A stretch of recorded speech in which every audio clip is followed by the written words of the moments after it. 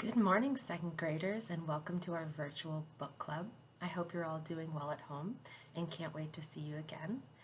Before the break, we finished up 2 stories about friendship, and together we picked the next story to read, and the next story is about bravery. And so this story tells what a young girl does in a challenging situation and the difficult decisions that she makes. She's very brave. I'm going to start by telling you a little bit about the world of this story. The Girl and the Chenoo, which is our story, is a Native American folktale. What do you know about Native American tribes? This story is from the Passamaquoddy people who lived in what is now northern New England and southeastern Canada. So this part of the United States is where I grew up. So it's on the Atlantic Ocean on the East Coast. Have any of you visited the East Coast before? I know that some of you have. The Passamaquoddy people traditionally lived in family camps, moved on a seasonal basis, and hunted, fished, and gathered for food. In this story, there's a monster. What kind of monsters do you guys know about? What is it that makes them frightening?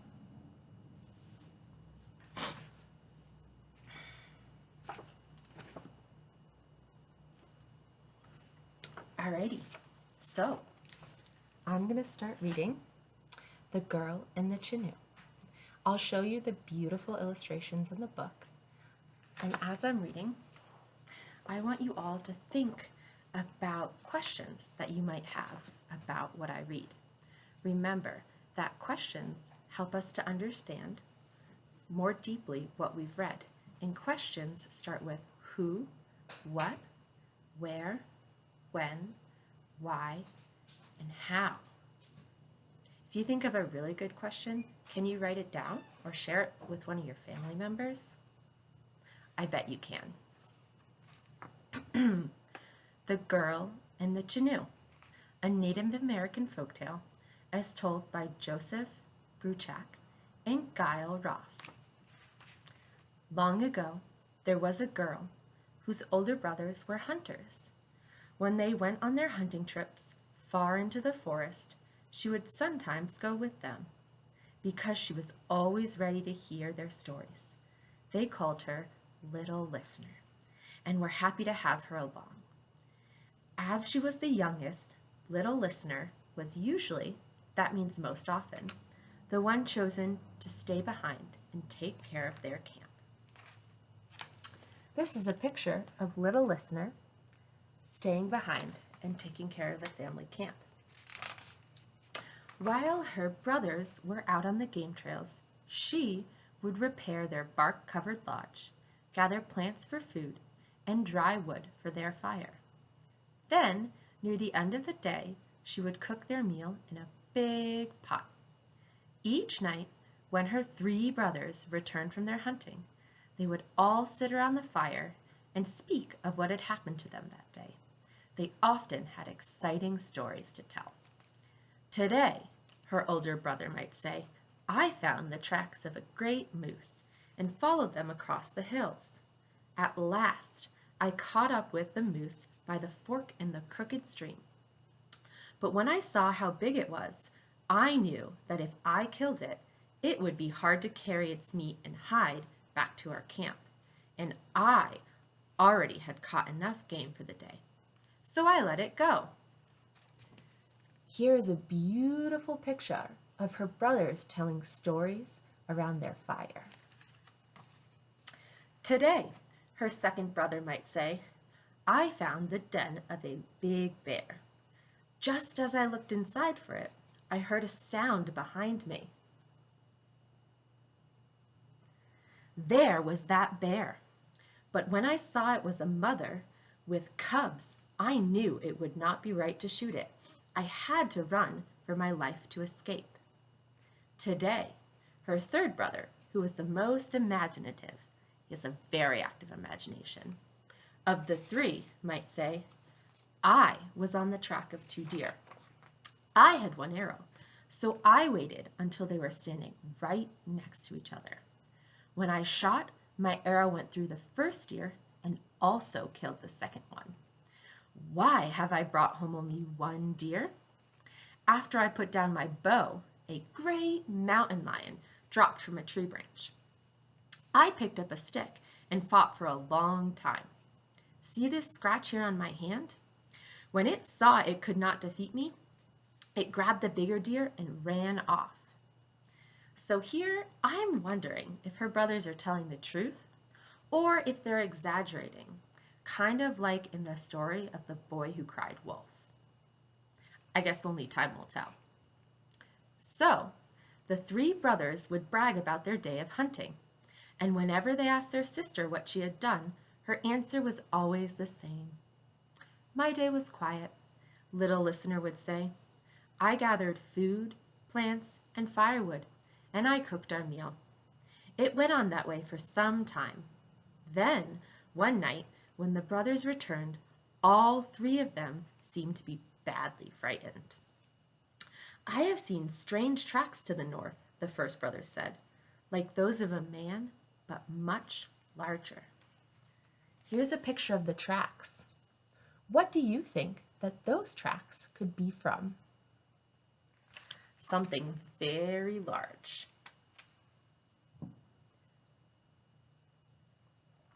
I have also seen those tracks, said the second brother, but I saw them to the west. I have seen such tracks too, said the third brother. I found those tracks to the south. Whatever is out there, it's traveling to the north, the west, and the south. I have seen nothing strange, said the girl. I gathered berries and firewood, and I have made our meal.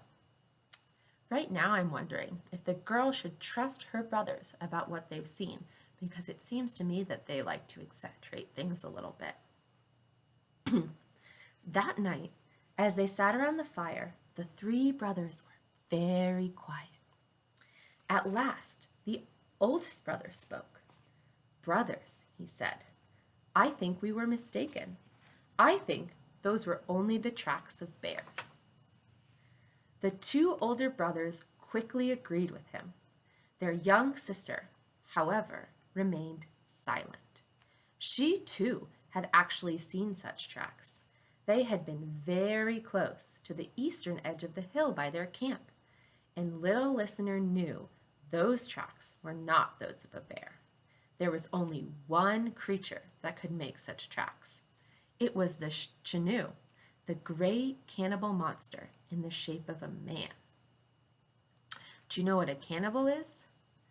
A cannibal is something that might eat people.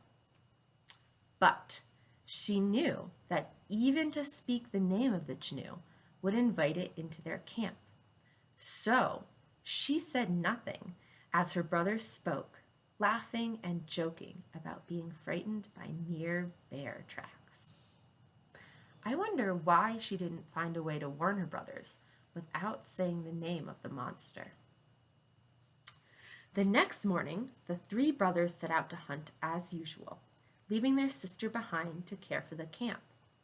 But little listener did not do her daily chores.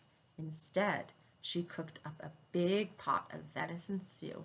Have you ever had venison stew? And placed it in the center of their lodge. She propped open the door of the lodge and spread bearskin rows to the left of the door to make a place of honor for a guest. So she made a special place for a special guest. I wonder who that guest might be. Then she sat and listened and waited. Before long, she heard the sound of heavy feet walking around the camp. Although they came closer and closer up the hill toward the wigwam, little listener did not move. Now the footsteps were so close that the lodge shook with each step. Still, little listener did not move or speak. Here is a picture of little listener making venison stew. Mmm. Do you guys have any predictions about what might happen next?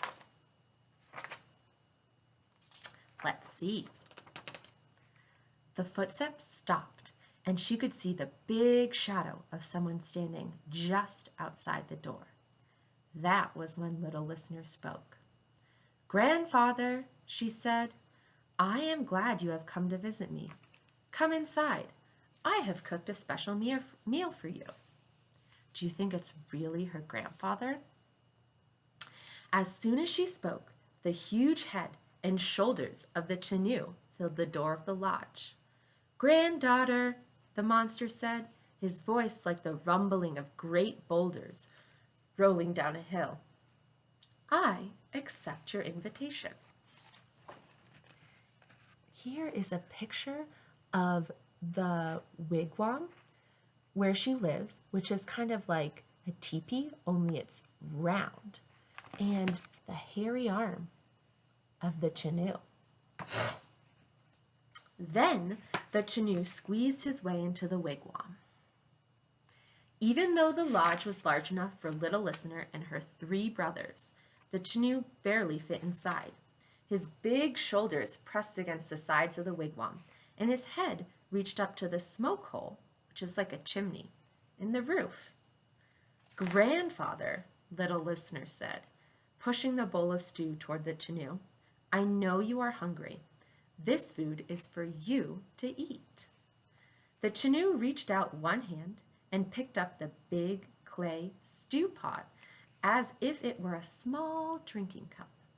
He swallowed the stew with one gulp and then smiled, showing teeth as large as spear points. Giant teeth. "Granddaughter," the Chenoo rumbled, "I am glad you greeted me and invited me inside. I was about to eat you. But as I have learned you are my relative, I will not hurt you or the others who live in this lodge. Tell me what I can do to help you." Now I'm thinking that that little listener was very clever to call the Chenoo grandfather. "Grandfather," little listener said, "I am glad you recognized me. I'm glad you saw that I was someone you remembered. There may indeed be some things that you can do to help. Now, though, all I want you to do is rest. I know you must be tired from walking so far to the north and east and south and west. I have made a place for you with those bear robes. Go to sleep." Then the Chenoo smiled again. "Granddaughter, I am tired indeed. I will do as you say, and I will rest." Then the Chenoo lay down on the bear robes, covering the entire floor of the wigwam, and fell asleep. So here is a picture of the giant monster sleeping inside their wigwam. Little listener went outside. She closed the door of the lodge and sat in front of it with a smile on her face. That evening, when her brothers returned, they were happy and full of stories. "Today, I have hunted well. Look at these rabbits I have brought back," said the oldest brother. "Today, I too have hunted well. See the fine goose I have here," said the second one. "Today," said the third brother, "I have brought home this fine deer that I killed with one arrow." Little listener sat smiling in front of the closed door of the lodge, saying nothing. At last, when the 3 brothers had finished telling their stories, they asked her what she had done that day. "My day was quiet," she said. "I gathered berries and gathered firewood. I made a big stew and invited our grandfather into our lodge." "Our grandfather is here?" said the 3 brothers. "Indeed," said little listener. "He is sleeping now. I will wake him, but you must promise me to greet him as your relative when he comes outside." What do you think is going to happen when the Chenoo comes outside? Do you think her brothers are going to be scared? Of course we will greet him, her brothers said. Wake him up. Then little Listener pulled open the door of the wigwam. Grandfather, she said, your other grandchildren are here. They wish to greet you. As soon as she spoke, the Chenoo poked his huge head and shoulders out of the lodge. The three brothers stared at him, so frightened they could not speak. Greet your grandfather, little Listener said. The three brothers spoke in shaking voices. Grandfather, they said, we welcome you. We are glad to see you. It has been so long since we have seen you that you appear new to us. Why do you think the brothers welcome the monster as their grandfather, even though they are afraid? Here's a picture of her three brothers.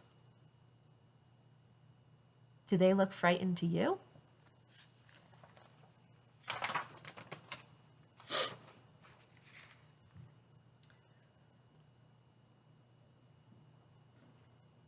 The Chenoo came out of the lodge and stood to look down at them. Grandsons, he said, I am glad you have greeted me as a relative. He looked at the game they had brought back. I see you have gotten food for my dinner. Then the Chenoo reached out and swallowed the rabbits and the goose with one gulp and the deer with another.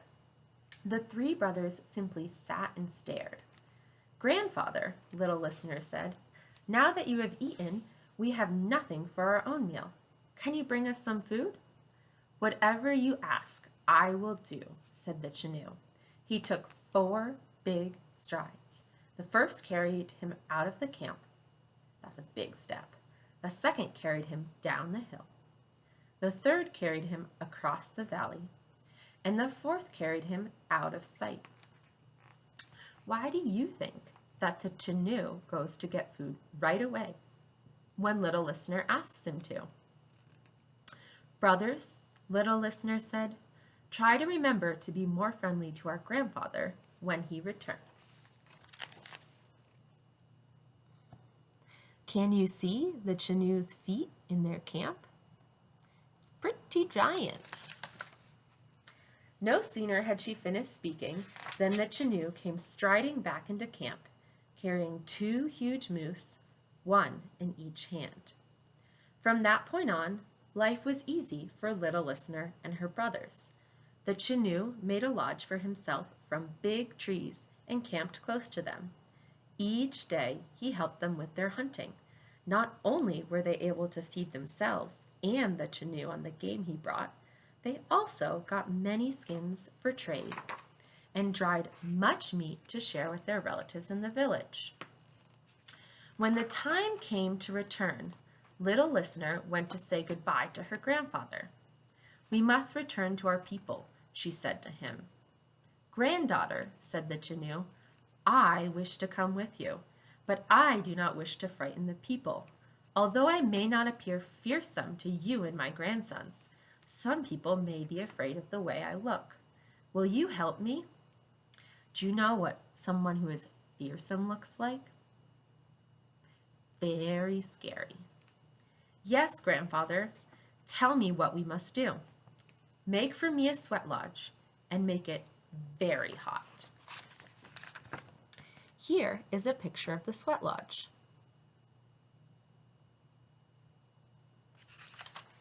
So, little Listener and her 3 brothers made a big sweat lodge.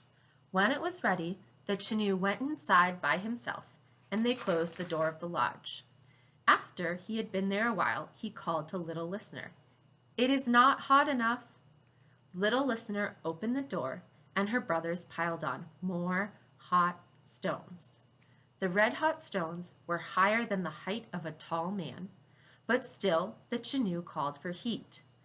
3 more times they opened the door and brought more stones. Then the Chenoo stayed inside a long, long time. Why do you think the monster is willing to sit in a very hot sweat lodge just to become a human? That's a really good thought. At last, little listener called in to him. "Grandfather," she said, "are you all right?" The voice that answered was small and weak. "Open the door, granddaughter," it said. "I am ready." When little listener opened the door, out crawled not the giant Chenoo, but an old man, no larger than any other old man. Wow, that's surprising. His hair was long and white, and his face was kind. He leaned over and coughed. Out of his mouth came a piece of ice shaped like a man. Look at this beautiful picture of the Chenoo coming out of the sweat lodge. "Granddaughter," he said, "that is my heart. Throw it into the fire, and I will be able to remain a human being as you see me now." Her 3 brothers were afraid to touch it, but little listener grabbed the icy heart of the Chenoo and threw it into the fire. It melted away. So it was that the kindness of little listener melted the heart of the giant Chenoo. So it was that she and her 3 brothers brought their grandfather back to the people. And when I last visited their village, all of them were still living there in happiness. Here's one last picture of the heart of the Chenoo.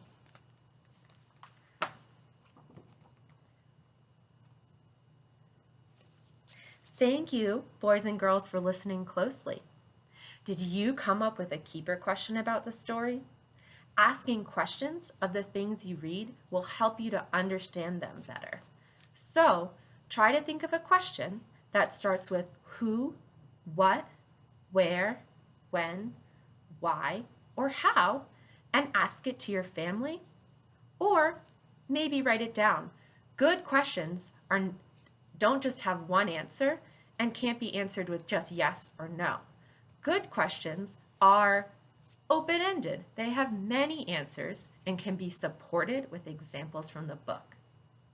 I hope you enjoyed this video, and I can't wait to see you soon. Bye!